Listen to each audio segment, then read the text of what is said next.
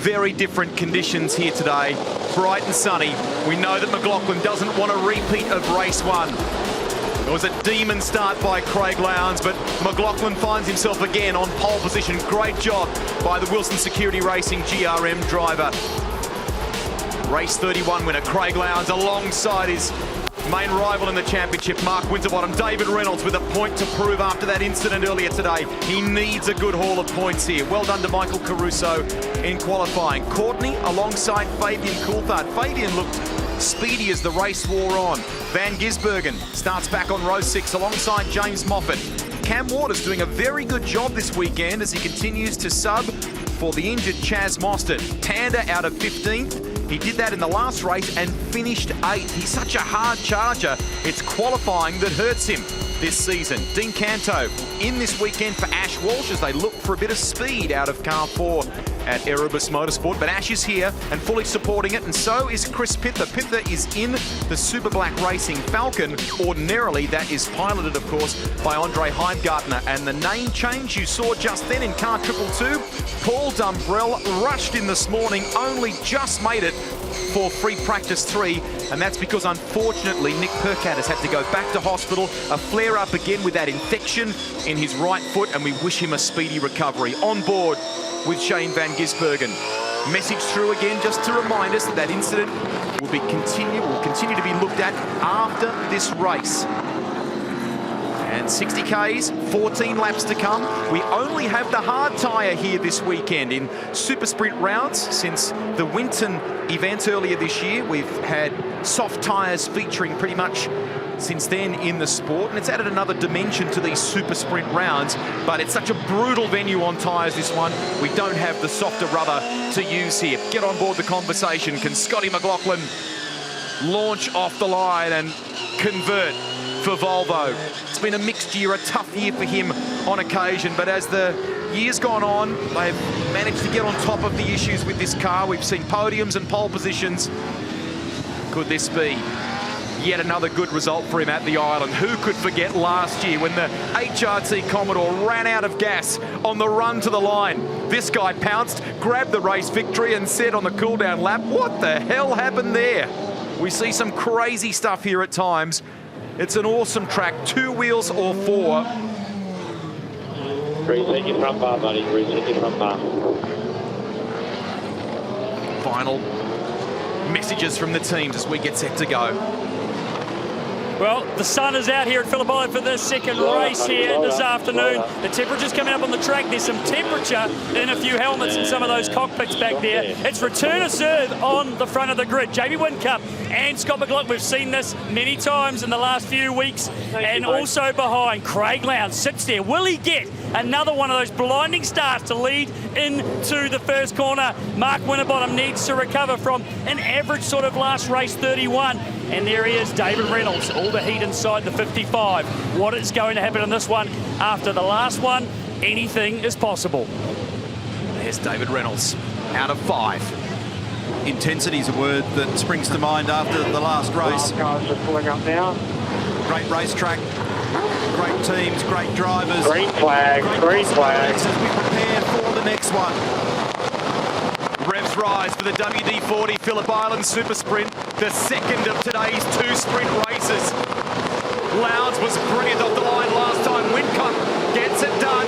Lowndes gets away nicely, immediately moves over. Look at James Moffat here as well. Van Gisbergen clawing his way through, makes up a couple of spots.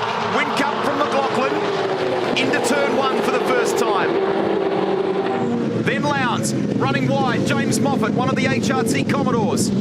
James Courtney it was. Look at the ground Tander's made up already. Up to 11th from 15th. Moffat was already on the radio and said they just ran me out of road here. Cold tyres, turn 3. And when you're 2 wide or even 3 wide in some cases, that's a big ask. Big congestion through the right-hand hairpin. Whincup's already got a nice jump away. Established himself in the command position. McLaughlin shadowing, a little margin back to Lowndes.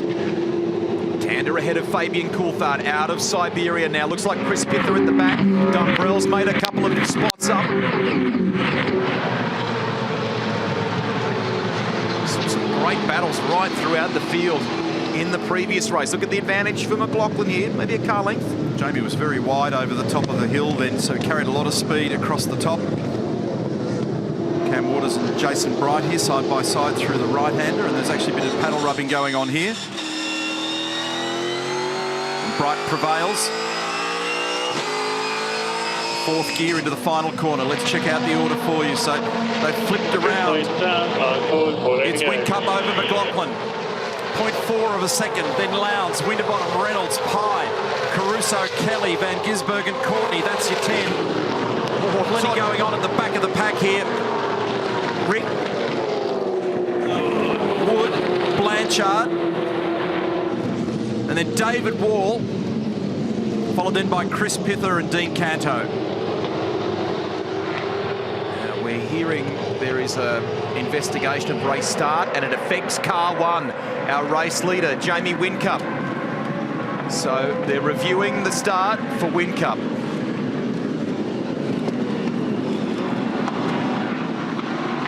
Didn't see anything out of the ordinary, but often when you look at it in detail, the rule requires that the car be behind the line, the front wheels of the car be behind the lines painted on the road, and the car not moving at the point of the light change. So it's a double whammy that you've got to manage there. I need to see the replay, but I reckon Todd Kelly had a pretty wild ride onto the front straight before, but he was able to move by the likes of David Wall and others. So Kelly is 19th in that car sales Altima, and he was in the thick of battle in the last race with Tim Slade. So from a championship perspective, Lowndes is in front of Winterbottom here. That's another little points gain. Keeps that battle alive. You can see on your leaderboard on the bottom left-hand side of the screen where your favourite driver is faring on the racetrack at the moment relative to their qualifying position. The margin's officially 0.8 of a second. Whincup over McLaughlin. Lowndes position 3. Winterbottom. Then Reynolds, Pye, Caruso, Kelly, Van Gisbergen, and then Courtney. The Holden Racing Team cars at the moment are 10th and 11th. With Garth Tander in behind his teammate. Kelly in the 10, good job from 15th spot in car 2 for Tander.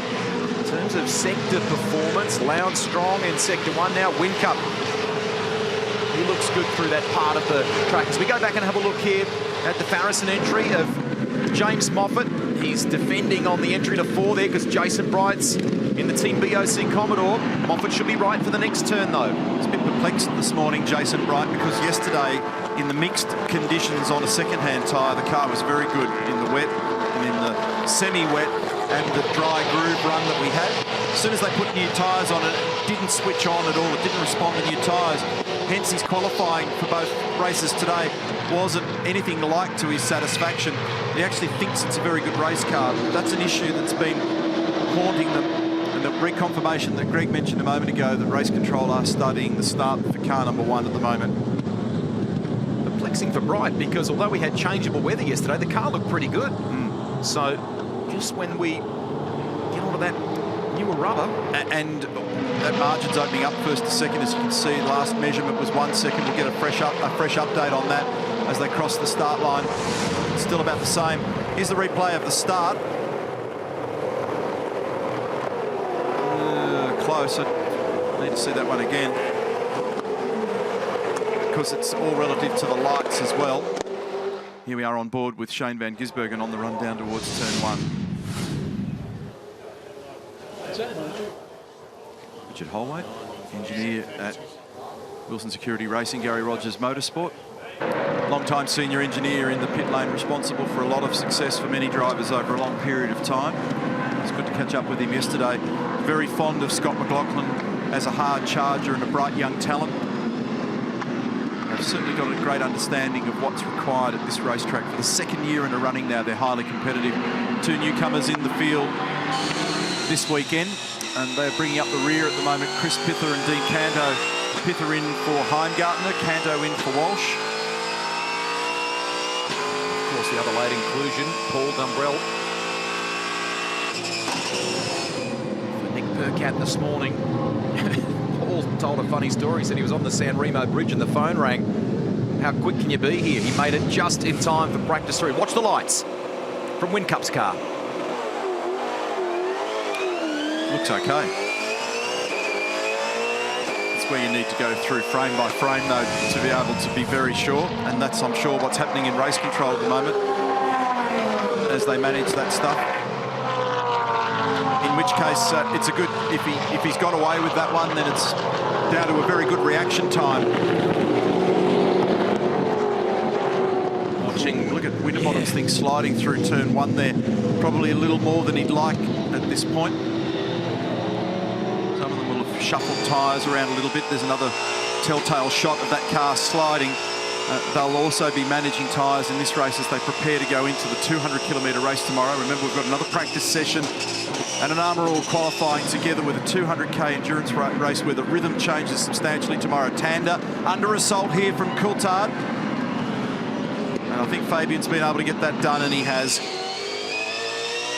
Skated out the other side. No breach. So the information's come through from race control. And I think that second shot was the telling shot there. It'll take a better set of eyes than mine to pick the difference between it being right and wrong. It was very, very tight, but Whincup was okay. Roland Dane, J-Dub's just taunting you. He's trying to raise your heart rate. How's that going? Probably you normally do that. Hopefully you're not doing it today. Not today. I'm not going to ask you about anything to do with anything else. But, you know, good start, though. He got away. A couple of bobbles there, but was stopped at the right point of the start. Exactly. You've got to be stationary when the lights go out, as you well know, and that's and he was. So no breach. We're happy with that. Very happy. Very close, but no cigar. On the run down to turn 4 on the last occasion, we were on board with Mark Winterbottom. I reckon he glanced down at the bar, so I wonder if he's making or thinking in his own mind about a potential change here, just given the car behaviour of his. He's in 4th position at the moment. Fabian, he was flapping like a Phillip Island flag in the breeze down there on the exit of turn 1. He caught it, it was sliding, he caught it again, had another couple of wobbles, and then it straightened up out the other side.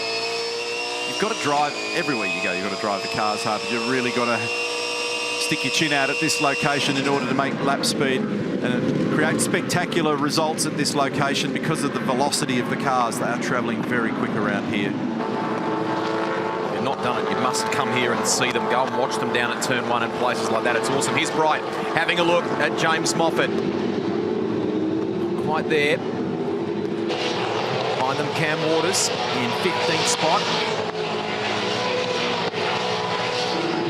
Scott Pye holding down 6th ahead of Michael Caruso, but it's Whincup leading the way by 1.7 over McLaughlin in the Volvo, and Craig Lowndes in 3rd spot ahead of our series leader Mark Winterbottom. As Neil said before, if they stay that way, it's a gain for Lowndes, albeit a small one, in the title race. This is on board here with Cam Waters. Quick word with him early on. How's it going? Yeah, not too bad. Pretty happy with his broad progress. Tucked in behind Jason Bright, who's done a lot of racing around here. This is Scotty Pye on screen at the moment. Car number 17, Dick Johnson Racing Team Penske. He's in front of Michael Caruso, and he's just in behind David Reynolds, so he's 6th at the moment. You see the cool suit apparatus there, just pumping cool water into his vest. Also those big bars there to the left, the front and rear anti-roll bars. And a different chassis confirmed by Jeff Schwartout and Dr. Ryan Story on the grid prior to the previous race. They've been cycling different cars through their program this year, and this was the one they used at the Gold Coast. And there's a chance to ask him how his ribs are faring this weekend, because he was knocked around after that incident at Bathurst, and both he and James Courtney have remarkably come out the other side pretty well, haven't they, from their respective injuries. That was Ryan Story on the right-hand side of screen. Gritty races, the pair of them. They seem to just bury the pain somehow and continue on. So, wild ride. Even from the commentary box, it makes you flinch. So, at this point in the weekend, with the tyre condition they've got, it's not like qualifying where you get comfortably through that right-hander flat. You've got to chase the car, dance the throttle, catch the car when it starts to slide through there. It's a wonderful corner. I reckon we'll just sit here and enjoy this for a sec.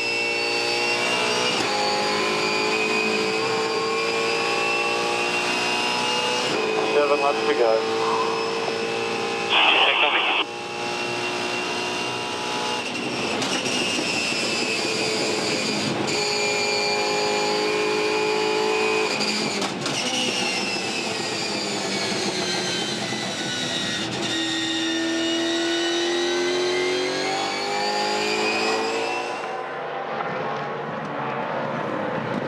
boatload of spare parts arriving in town or departing one way or the other. Bass Strait. It's a bit unusual thing to see in the runoff area of a racetrack. That's great watching that onboard vision there of Scott Pye. It really gives you an idea of just how much pace there is in the cars around here and how good they are to drive. Very mindful of the crosswind conditions here that affect the cars in the main straight and down at turn 1 as well. Here we are on board with Mark Winterbottom at Hayshed. Frosty's in position 4 at the moment. He's tucked between the two guys that he's in a little arm wrestle with in this championship that he so dearly covets. Lowndes is 3rd, Winterbottom 4th, Reynolds is 5th. Tim Edwards, the tension in this championship is not going away after what happened to Dave in the race 31. That was a very unfortunate situation for you guys. Yeah, absolutely. And obviously, Frosty had a couple of people roughing him up as well. So, yeah, no, it's not going away. Anyway, we'll fight on. This now being able to settle down on this one, he's in a comfortable position where he is now, sitting in fourth spot. Obviously, though, Lowndes is going to gain, if it stays like, a few more points on him. Yeah, obviously, you know, they're one car apart on there. So, yeah, he's about the 4th fastest car on track and he's in 4th position, so... What's his mindset at the moment? Obviously, there's a massive amount of tension out there and there's a lot to take in and the pressure is on everybody in this situation at the moment. Obviously, not giving a lot of points away, but just keeping that control and telling him to get out there and do what he does absolutely best and not worry about it. I mean, it's easy to say, hard to do. Yeah, absolutely. I mean, to be honest, before the race we just had, he was in a, you know, pretty calm, pretty relaxed about the whole thing. I think he hopped out after that race, pretty pissed off because, you know, there was people out there that aren't in the championship hunt that were you know, mowing him off the track. So, you know, the people who are true to their word, they said they're going to do it, and they demonstrated in the last race that they're going to. Well, there's still a big race tomorrow and a lot of points. Yeah, absolutely.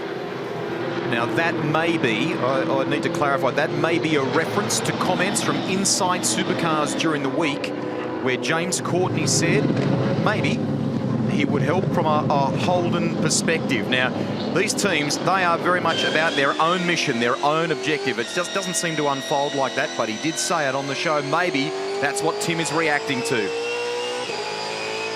Gaps out to 2 seconds now between Whincup and McLaughlin. So just steadily eking away at the moment, Jamie Whincup. Lowndes has got margin over Frosty as well. Here we are with Rick Kelly.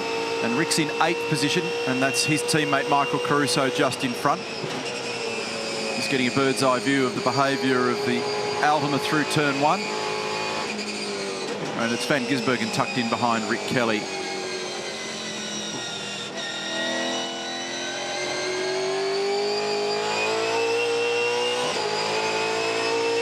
Jason Bright still turning reasonable numbers as well. He's actually just done his personal best lap deep into the race. He's still in 13th position. And Tim Slade here with Will Davison in 16th and 17th position at the moment. Tim was talking about the pace of the car on that last lap for Mark Winterbottom. He was actually the 10th fastest car in the order. The fastest car on the racetrack is the leader. McLaughlin was the 3rd fastest. And Jason Bright, who I just highlighted his performance when I said it was a pretty good race car, he's just done the 4th fastest lap on the last lap of the cars out there. So he's got pace, but it comes on too late. They didn't get a green gain out of the tyre, and here he's buried in 13th, so there's not much you can really do with it. But interesting that Frosty's last lap was very much out of step with everybody else.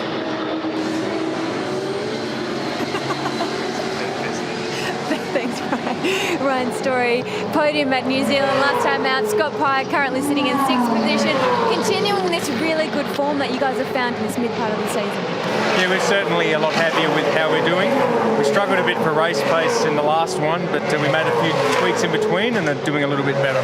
We were speaking earlier in the weekend about where your team is at in terms of expanding to the 2 cars in 2016 and how the progress is going in terms of your personnel. Yeah, so it's a matter of adding to the group that we've currently got, and it includes staff, and obviously we've got 2 race cars at the moment. We want to increase to that count as well, and we're well underway, but we've got a lot more to do. It's going to be a long Christmas break. Thank you. is. So while we were watching there, Jason Bright made that move on Garth Tander for position. That's up to position 12. Scott's currently sitting in 6th place here. It's Whincup leading McLaughlin by 1.8, then Craig Lowndes, Mark Winterbottom, David Reynolds, Scott Pye, who you're watching, and then Michael Caruso chasing there. Rick Kelly, Van Gisbergen, and James Courtney rounds out the 10.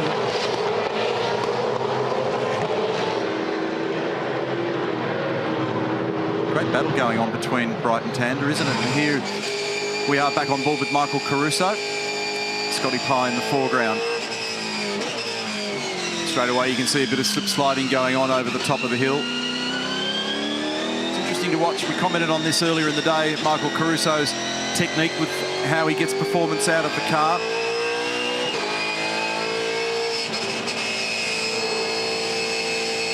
Patience with the throttle here in 4th gear. And then it's 5th while you've actually got some side load on the car. 6th before you get to the bridge. And they're getting down to about the 90-metre mark here before they break and go back to 5th gear.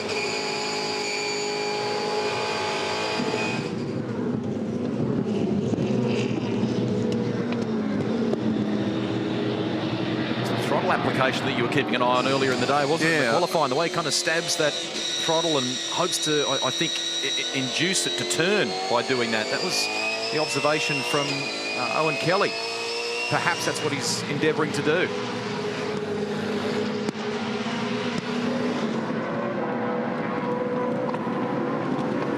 So we've got James Moffat applying a little bit of pressure now to the back of Garth Tander. Jason Bright's actually skipped away in that battle. This is Cam Waters. He's in behind James Moffat. So this is 14th and 15th at the moment. Catches it one-handed. Less than 3 laps to go in this race now. 2.1 is the margin between Whincup and McLaughlin. And then Craig Lowndes, who sits in 3rd, is only 0.8 behind Scott. Cam stays in 15th spot here, but has a look down the inside. Oh, can he stop it? 2 laps to go, 2.2 to McLaughlin behind. Bit of a nudge. Moffat has the line, though, for these final corners that bring them on to the Gardner Straight. He's typically a pretty hard racer, James Moffat. So he won't be in a hurry to yield when there's been a little bump and grind. Yeah, I was watching the Michael Caruso foot action earlier in the day, and I don't totally buy the fanning the throttle to change its direction theme, because some of it was going on before he got to the apex. I think what he was, you know, it's that impatience that typically creeps into your thinking when you're on this racetrack, long load corners, and you want to get on with it, so you want to touch the throttle. As soon as you touch it, the thing understeers, so you come back out of it, and that's a little repeat cycle. Here's the live provisional championship scenario at the moment. That number's creeping down, but it's still a handy cushion. The reality of that is it's a lot of points if you carry that sort of number into Sydney. That's a nice position to be in, but there's certainly no time to relax. A lot of work to be done between now and the end of the final event. 150 still up for grabs tomorrow, and then a further 300 in Sydney. So it's going to be one hell of a fight to the finish of this championship. Back to Will Davison fighting with Tim Slade. Davison 17th, Slade is 16th. Isn't that a great shot? Tim had the thing completely crossed up through there, through the right-hander at turn 8. Glides it through the corner. It's just covering there. So that's the margin confirmed on the radio between Whincup and McLaughlin. It's like Lee Holdsworth's been able to close on these two a little bit here while they've been fighting for position. We're on the run home, 1 lap to go. A little bit quieter this one. I think also the way in which people have played with tyres for this one and paying forward in their tyre usage for tomorrow has contributed to that. But it's another very impressive performance from Jamie Whincup. Here he is on screen in the braking area at the right-hander at turn 4. He didn't want to talk it up when we chatted on the grid prior to the last race. But they've definitely got their form back. They've obviously found something in the car. They must have gone off and tried a particular technical direction that wasn't working for them, but they're certainly back in phase now. He's seems to be getting what he wants out of the car. He's got his qualifying pace back, and then from that they can adjust their race car. And he's getting good starts and building a points bank once again. So it was interesting that he said in the conversation that this is about laying the foundations for 2016. It all comes at a time when they are growing, expanding this team, of course. Shane Van Gisbergen will be a part of it next year as well. But Jamie Whincup is back, is a force. He's out of the title race, but he is absolutely winning races. At the back end of this championship, well done, Whincup. The start was questioned, but the execution was perfect. Good job. McLaughlin home and on the podium for Volvo. And Lowndes, more good points in the title race against Mark Winterbottom. Reynolds will finish 5th. Good work there, mate. Team forward, so just in front of Chris. We've got a little bit of work to do to catch them. Calm voice, calm debrief of Mark Winterbottom there. A little bit of work to do to catch them. Red Bull Racing Australia. And as a team, they function well here. It's not just the numbers we've seen Craig as an individual achieve here, but both Jamie and Craig have been a force at this racetrack in recent years, so they've definitely got their act together here. Just a reminder, mate, no burnouts at the end of this one, please. No burnouts. They need to manage those tyres. So there's the victorious 3. Whincup, McLaughlin and Lowndes. In championship terms, an important little margin for Craig Lowndes over Mark Winterbottom. 3rd over 4th, and Winterbottom over Reynolds in 5th.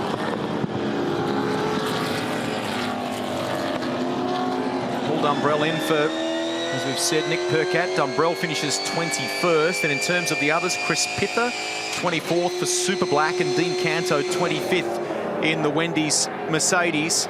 But good job today by Red Bull Racing Australia. And McLaughlin's shown some good speed here. If he can do that again tomorrow, be good in qualifying and have a good day strategically with Richard Holway and the team there at GRM, he could be on for another good Sunday at the island. Having some fun.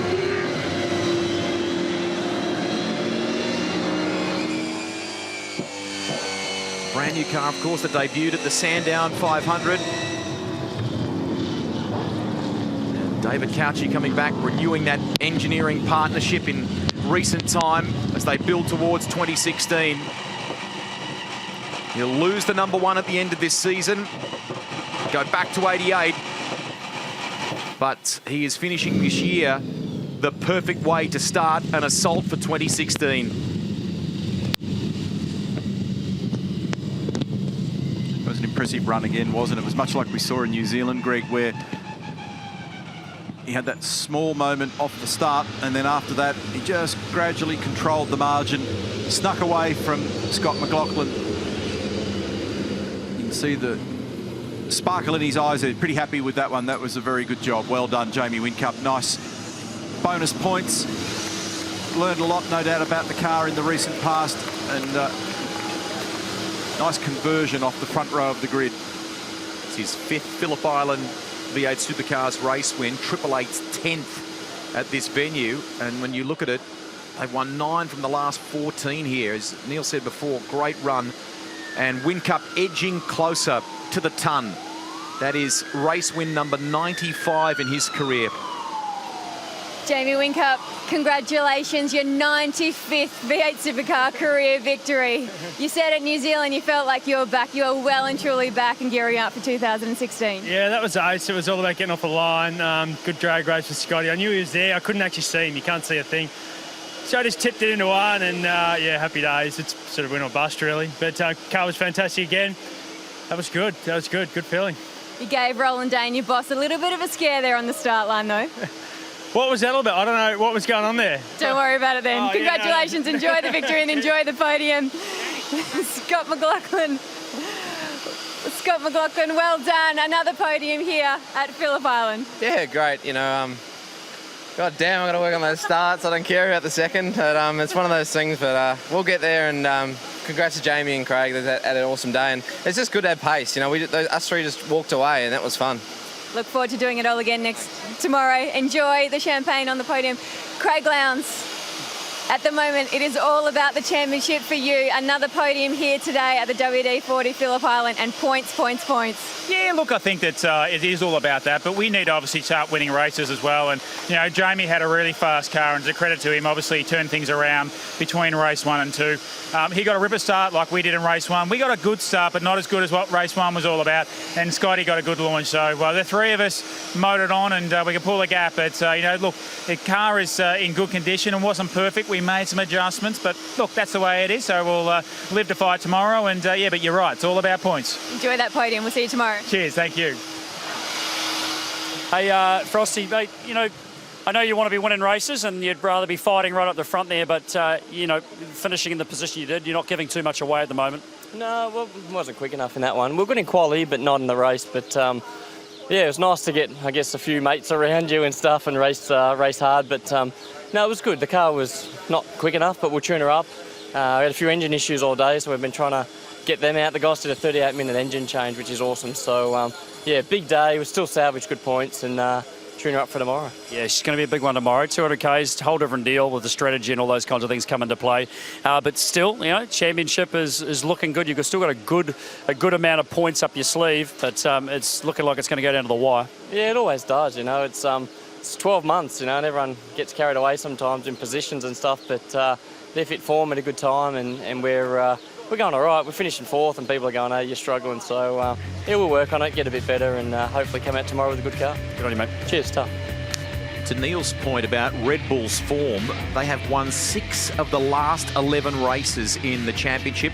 Scott McLaughlin, for the first time this year, has a multiple podium weekend. So 2 podiums from the 2 races so far. Good job by him, and it's the 150th Australian Touring Car Championship or V8 Supercars podium finish for Craig Lowndes. Fabian Coulthard and Jason Bryant for Brad Jones Racing just outside the 10. Garth Tander made some spots but then dropped back a little, and Paul Dumbrell 21st. Time for the podium. Here's Chad Naylon. It's time for the race 32 podium here at the WD-40 Phillip Island SuperSprint. In first place for Red Bull Racing Australia, Jamie Whincup. In second place for Wilson Security Racing GRM, Scott McLaughlin. And in third place for Red Bull Racing Australia, Craig Lowndes. Representing the Castrol Edge winning team is Romy Mayer from Red Bull Racing Australia. With the third place trophy, it's Kevin Fitzsimmons, the operations manager for Dunlop.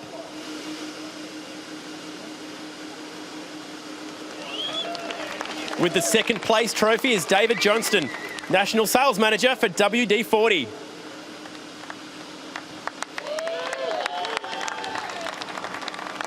With the Castrol Edge winning team trophy is Fergus Cameron, managing director, Phillip Island Grand Prix Circuit.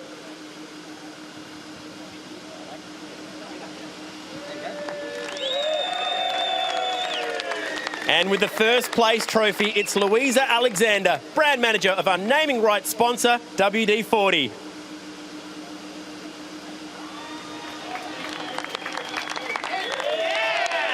Ladies and gentlemen, the 2015 V8 Supercars WD-40 Phillip Island SuperSprint Race 32 winners. It's been a good day here at Phillip Island and a big day to come tomorrow. Here's the updated championship standing. So it was 239 points over David Reynolds coming in. Now that incident in race 31 today, Reynolds drops to 3rd on the ladder. Lowndes right in the game, just over 200 now behind Mark Winterbottom, who still enjoys a healthy buffer. And look how close it is in the team's championship. Just 185 points now is the gap after a near perfect day for Red Bull Racing Australia. It's game on in the team's championship. Big one tomorrow, 200 Ks with pit stops for tyres and fuel.